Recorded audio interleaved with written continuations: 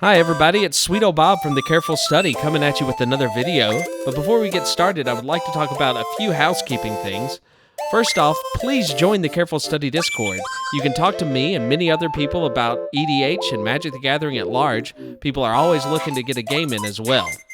Also, if you could please do the YouTube things, like and subscribe and ring that notification bell. That way you can always be notified of any new content that's coming to you from The Careful Study or from me myself. Thank you so much, and let's get into the video. Before we get started, I'd like to talk about the choice of running Food Chain with Korvold. Food Chain can be an infinite mana generator, and when coupled with Korvold's Enter the Battlefield effect, it can infinitely draw your library. Let's talk about how to set that up. Korvold costs 2 generic mana and a black, red, and green mana. When he enters the battlefield, you have to sacrifice another permanent. In this example, I'll sacrifice a forest. When that happens, you put a +1/+1 counter on him and draw a card. When you attack, you have to sacrifice another permanent. In this example, I'll sacrifice a mountain. When that happens, you put a +1/+1 counter on him and draw a card. These are 2 ways that Korvold can draw you cards with only the rules text printed directly on him. But let's continue with the combo. You still have 3 sources of mana available, and let's say one of those can tap for green mana, which is convenient because Food Chain has a CMC of 3 with a color requirement of green. Food Chain's text box states that you may exile a creature that you control and add X mana of any one color to your mana pool, where X is the CMC of the exiled creature plus 1. So if Korvold is out on the battlefield, we can exile him to the command zone, and the effect of Food Chain will leave us with 6 mana of any color. Let's choose red. Now, one thing that's very important to note is that it can only be used on creature spells, and it's a good thing that we chose red because we need to bring out the truly infinite portion of the combo, Squee the Immortal. He can come out of nowhere, literally. He can be cast from exile or the graveyard. Since we chose red and we have 6 of it available, let's use 3 of it to cast Squee. Next, we'll be able to exile him to Food Chain, and since X is 3/1, we'll be adding 4 red mana to the mana pool for 7 red mana. Let's use 3 of it again to cast Squee, this time out of exile, and exile him to Food Chain again. We'll be netting 1 red mana after each cast of Squee until we have an arbitrary amount of red. Then we recast and exile for black and green so we can cast any creatures in our commander deck. After you have this Food Chain loop rolling, it's important to know that you can cast Korvold at any time with that creature mana, including the commander tax.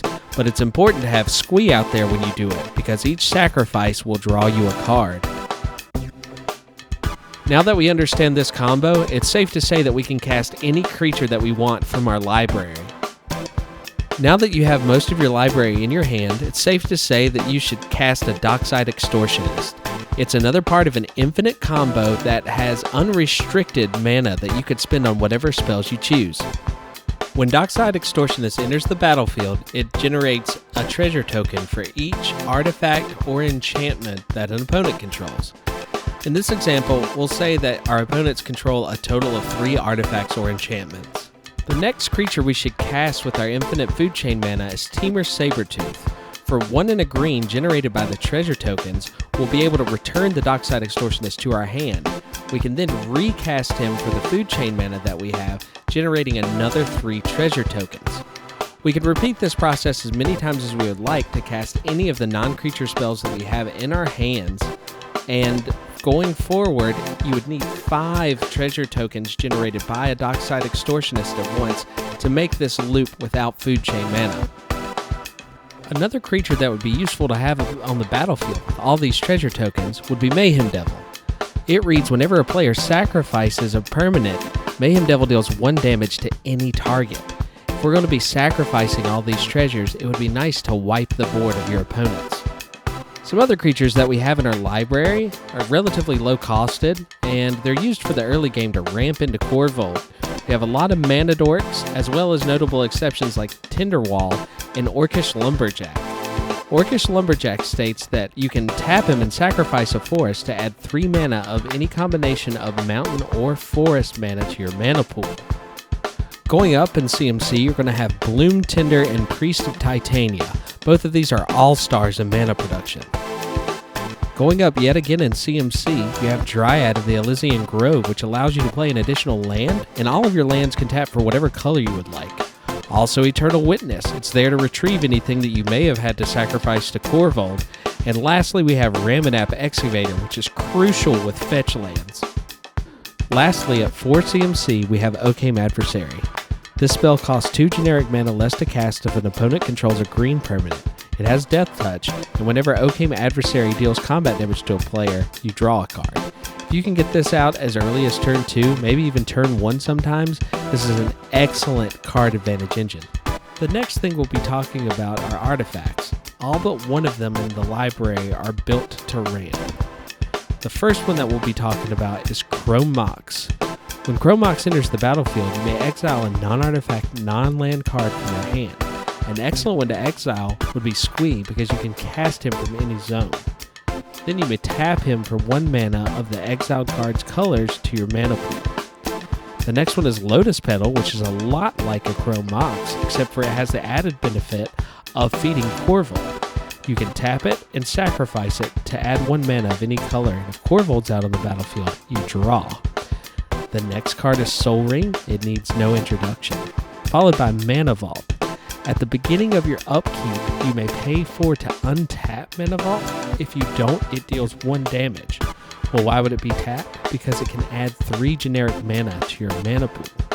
Immediately after that, we have the Arcane Signet, which may still need a little bit of introduction. You can pay 2 to tap this artifact for any 1 color of your commander's color identity. Following that, we have the Talisman of Indulgence. It's a pain artifact for black and red. It deals 1 damage when you tap it for colors. Same thing with Talisman of Resilience, except it's black and green. Altar of Dementia is the 1 artifact that doesn't ramp you at all. You can sacrifice a creature, and then the target player puts a number of cards equal to the sacrificed creature's power from the top of their library into their graveyard. Now let's talk about enchantments. The first enchantment that we're going to talk about is Burgeoning. This is an excellent early game enchantment, and it reads, whenever an opponent plays a land, you may put a land card from your hand onto the battlefield. This is an excellent asymmetrical effect that you'll have to ramp you from the early game to the late game in the matter of a turn cycle. The next enchantment that we're going to talk about is Curse of Opulence, and like the other curses, you have to enchant a player. Whenever that enchanted player is attacked, create a colorless artifact token named Gold. It's very similar to Treasure because it has sacrifice this artifact, add 1 mana of any color to your mana pool.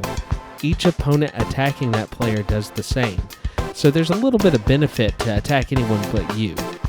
Next we have Carpet of Flowers.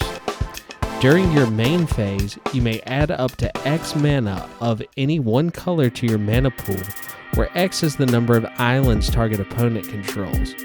This is a little bit subjective because of the fact that it reads number of islands that opponent controls.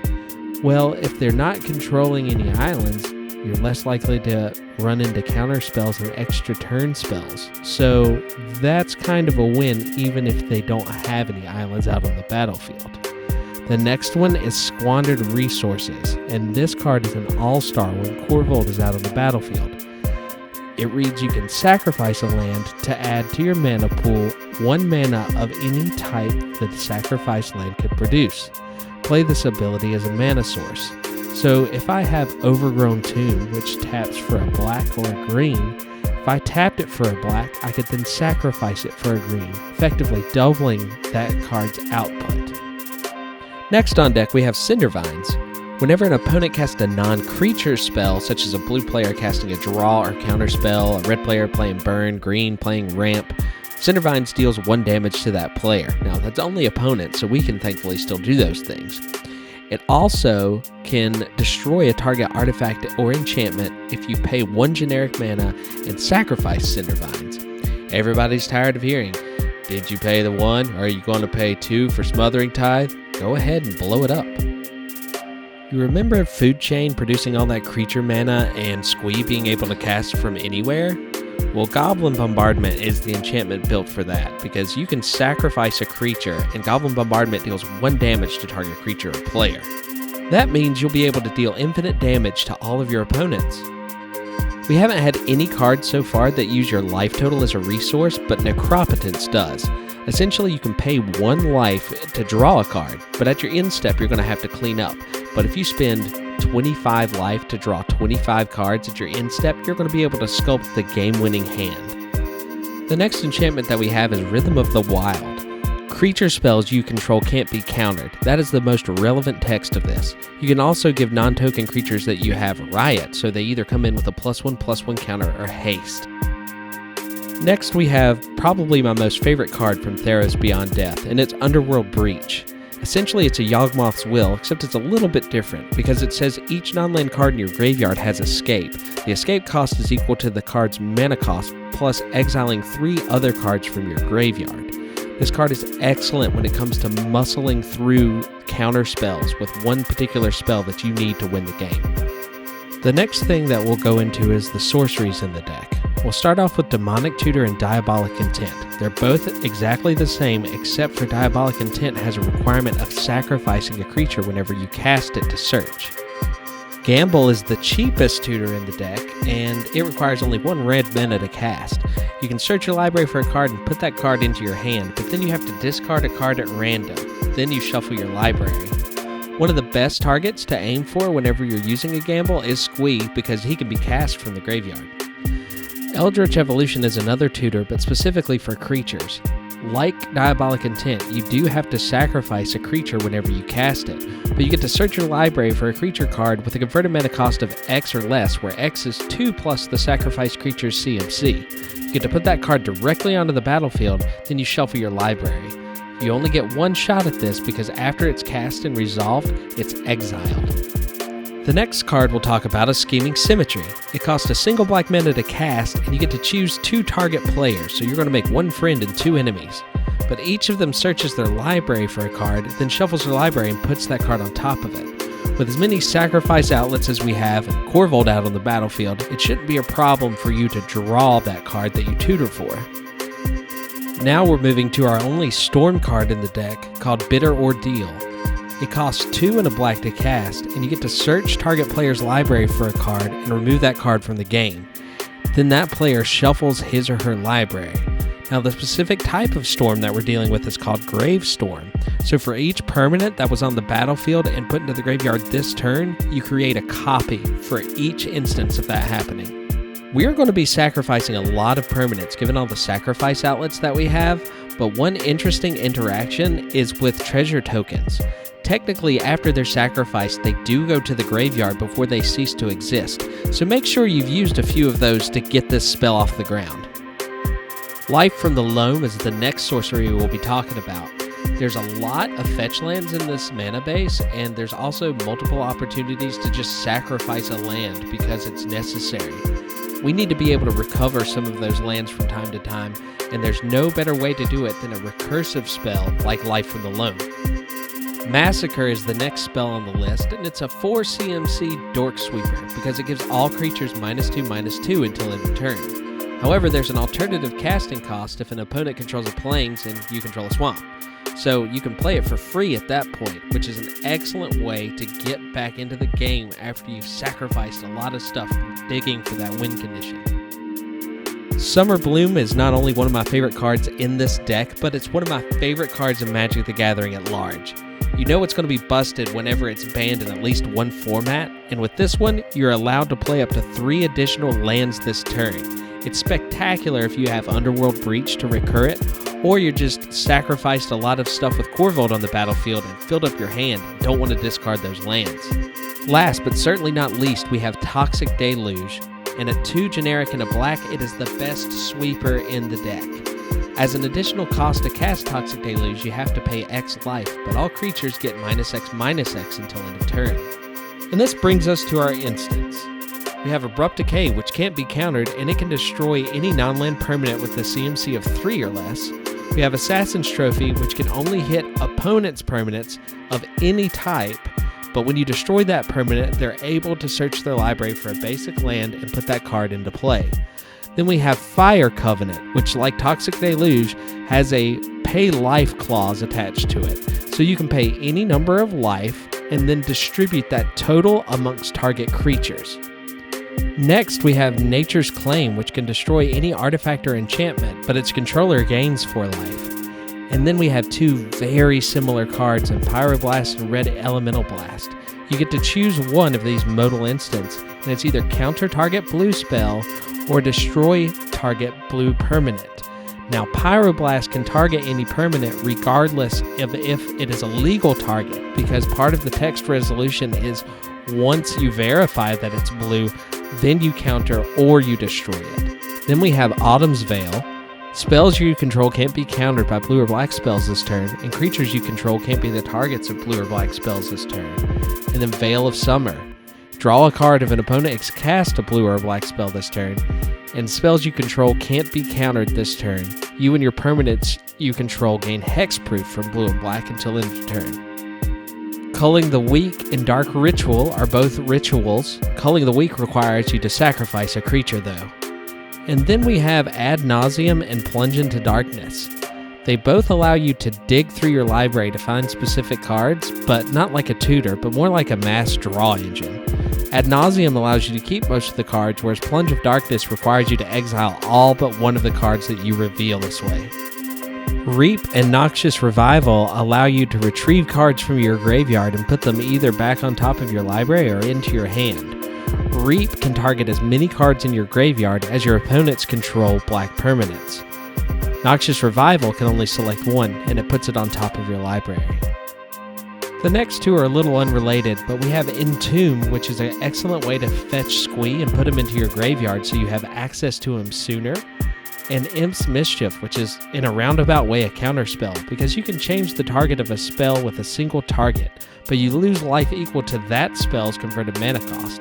So if I play Food Chain, for instance, and somebody uses Force of Will on that, I can change the target of the Force of Will with Imp's Mischief to the Imp's Mischief. That way, when Imp's Mischief resolves, it changes the target to Imp's Mischief. When Force of Will resolves, it has no target and it fizzles. The last three spells sort of fall into their own category. Flame Sweep is much like Massacre, except for it deals 2 damage instead of -2/-2, and to all creatures except for Korvold. Crop Rotation allows you to fetch up a land of any type and put it onto the battlefield after sacrificing a land, and Reign of Filth grants each land to sacrifice it to add black to your mana pool. All of these work great, especially when Korvold is out on the battlefield. And this brings us to the utility lands. I'm not going to go through the whole mana base, but I just wanted to give you guys a good look at some lands that I think are pretty important to the way that the deck functions. We have Cabal Coffers, which, if you pay 2 and you tap it, you can add black to your mana pool for each swamp you control, which is great when paired with Urborg, Tomb of Yawgmoth. Each land you control, well actually each land out on the battlefield in general is a swamp in addition to its other land types. Then we have Emergence Zone, which can tap for a colorless, or you can pay 1, tap it, and sacrifice it to give all the spells that you would play this turn flash. And Strip Mine, it's a great way to remove problematic lands. And lastly, we have Field of the Dead in case we need to go wide with generating zombies in a lands matter sort of way. But that's it for the deck tech. I hope you enjoyed it, and please remember to like and subscribe. Until next time,